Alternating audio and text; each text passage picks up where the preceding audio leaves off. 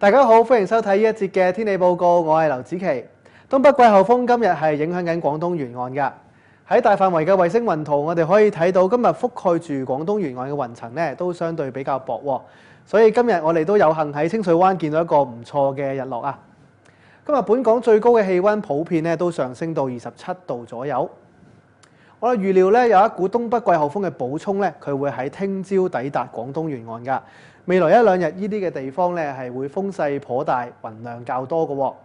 所以今晚及明日嘅天氣預測係大致多雲，聽日日間短暫時間有陽光，稍後有一兩陣微雨，氣温係介乎24至到27度，吹和緩至清勁嘅東至東北風，而聽日離岸及高地係會間中吹強風㗎。